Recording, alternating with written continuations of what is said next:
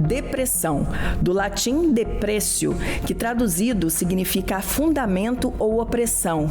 Carrega em sua etimologia o próprio peso da condição. Composta pelo prefixo de, que indica movimento de cima para baixo ou negação, e pressão. Essa palavra reflete um universo de dor e sofrimento. Considerada uma doença psiquiátrica séria, a depressão altera profundamente o humor e impacta a vida dos pacientes, trazendo tristeza intensa e sentimentos de dor, amargura, baixa autoestima e ansiedade. Nesse cenário sombrio, a culpa pode tornar-se um companheiro constante, à medida que distúrbios do sono e do apetite se instalam. Casos mais graves podem levar à violência, aumentando o risco de suicídio. Um quadro alarmante que revela a urgência do cuidado. Neste contexto, nunca antes os consultórios de psiquiatras e psicólogos estiveram tão movimentados quanto nos últimos anos, refletindo uma crescente conscientização sobre a importância da saúde mental e a busca por ajuda. As pessoas elas têm procurado mais terapia porque elas têm visto que o estilo de vida delas não está saudável, não está bem. Elas têm procurado porque elas têm buscado fora delas algo que elas não encontram dentro delas. Elas têm procurado, então a gente tem dentro da terapia, do processo terapêutico, a gente está ajudando eles a se encontrarem. Criamos alternativas para viver melhor, para poder encarar melhor essa realidade de vida e também para aproveitar o tempo livre, que é o mais importante. Por quê? Porque as pessoas acham que o tempo livre ele tem que ser produtivo e nem sempre. Às vezes o tempo livre ele tem que ser livre mesmo. Ele tem que ser um tempo livre, ocioso. Entender o que está por trás de tantos casos de depressão não é difícil. O ser humano ele não foi programado para passar 1 hora no trânsito para chegar no trabalho. Começa daí. Ele não foi programado para comer em 15 minutos e depois ter que voltar a fazer o que ele estava fazendo antes. Ele não foi programado para dormir 5 horas por dia e acordar estressado com um monte de mensagem falando o que é que ele tem que fazer, o que é que ele tinha que ter feito. Ele não foi programado para isso. A gente foi programado para viver calmamente. Antes, uma viagem que hoje a gente leva 40 minutos, era feita de carroça em 2 horas, 3 horas, 4 horas. O tempo era mais longo, o tempo era diferente. Hoje em dia o tempo é curto, hoje em dia em 24 horas você quer fazer 48 horas. Sem contar o fato de que o tanto de informação que a gente recebe hoje, a gente não tem como dar conta dessas informações, do tanto de informação que a gente recebe. A gente não foi feito para viver desse jeito, a gente foi feito para viver com calma. E está cada vez mais evidente que o uso excessivo da tecnologia na busca por conexões no ambiente virtual tem levado muitas pessoas a se isolarem da vida real. A gente vê as pessoas cada vez mais isoladas. Elas estão cada vez mais sem amigos, sem programas para fazer nos sábados à noite. Então elas vêm no consultório buscando conversar com outras pessoas, conversar com alguém. E cabe a gente, como psicólogo, saber diferenciar. Não tomar esse lugar de amigo, né? Não tem amigos, essa é uma queixa muito grande, porque as pessoas estão cada vez mais nos celulares, estão cada vez mais isoladas, elas ficam, e a gente sabe, a gente vê como é que está o dia a dia, como é que está o mundo hoje em dia. Nesse ponto, a psicóloga considera que a proibição dos telefones celulares nas escolas já é o início de um futuro que pode trazer mudanças para as novas gerações. Foi maravilhoso, porque a gente agora vai ter uma geração de adolescentes que estão convivendo entre si, que estão procurando brincadeiras diferentes. Estão jogando baralho, estão brincando de queimada, estão brincando entre eles, estão fazendo pegadinha entre eles, que eram coisas que a gente via lá nos anos 90, começo dos anos 2000, quando não tinha internet. E tudo bem que as pessoas também não estão atendendo o telefone, né? Também. Né? Tipo, só conversam por escrito e aí na hora, posso te ligar? Não, vai por aqui mesmo. Eu acho que isso também é uma coisa que tá meio... esfria as relações, né? Esfria demais. Sabe por quê? Porque perde o imediatismo da resposta. A pessoa perde o tato, a gente perde o traquejo social, perde a delícia de entender o tom de voz. Olha como é gostoso essa conversa que a gente está tendo. O tom de voz, entender o que é que você quis dizer. Quando a conversa ela é escrita, você entende aquilo que você está interpretando.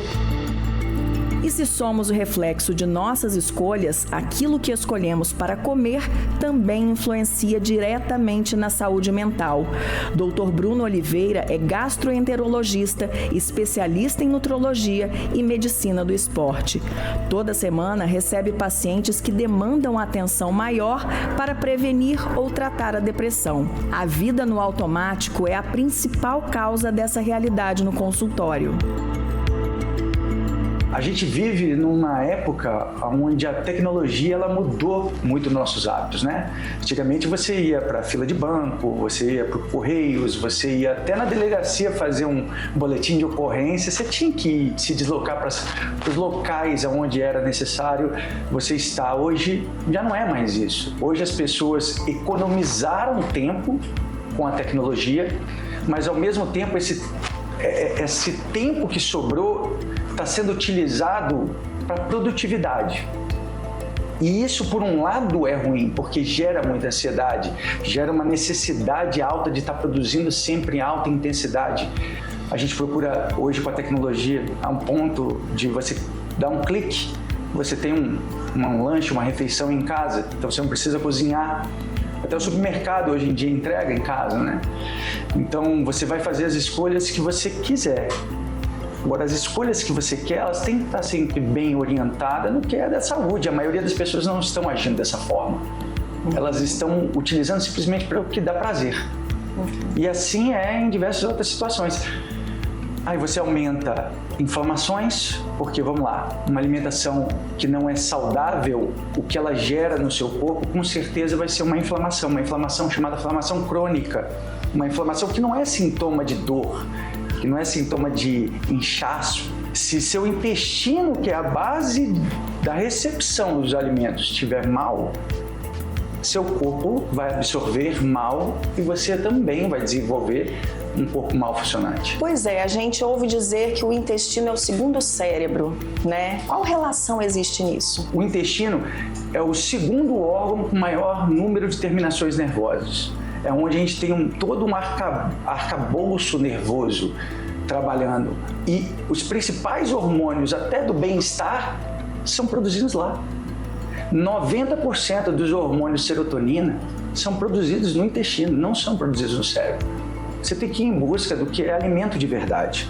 Então é aquilo que a gente caça, é aquilo que a gente planta, que a gente colhe, tá? Então quando a gente fala de alimento de verdade, alimento saudável, alimento que causa menos problemas para a saúde, está relacionado a isso. Então arroz, feijão, carnes, frutas, verduras, né, legumes.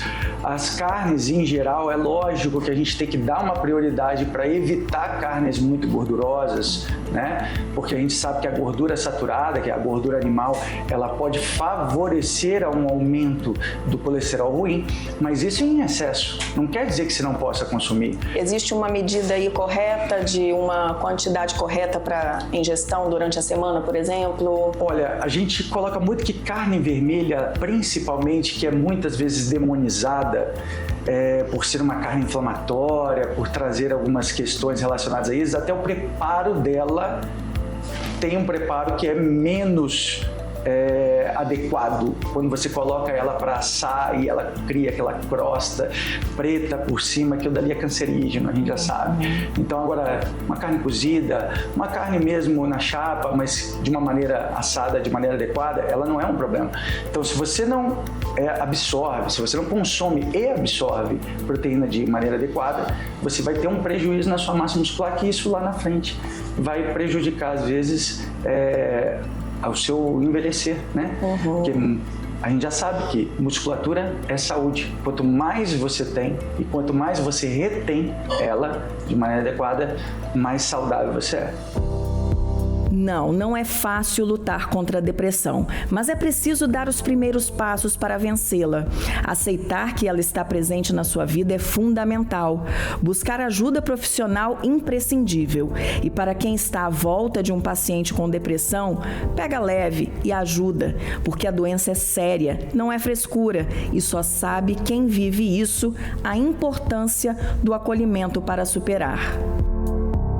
A depressão não é uma brincadeira, só que muitas pessoas jogam aquele problema lá para baixo, acham que não tem tanta essa necessidade, subestimam o que é essa doença. Mas é uma doença muito séria, é uma doença que hoje está atingindo absurdamente em todos os níveis de classes sociais. Não existe mais essa diferença, nunca existiu na verdade, né? Só que as pessoas entendiam de uma maneira diferente. Então, o básico é o princípio de tudo, se movimentar é o princípio de tudo, e participar de cada hora do seu dia, seja da alimentação, seja da atividade física, parando para pensar, parando para analisar cada coisa que você faz e o que isso vai refletir amanhã para você. Se você não pensar no amanhã, hoje você não vai resolver nada.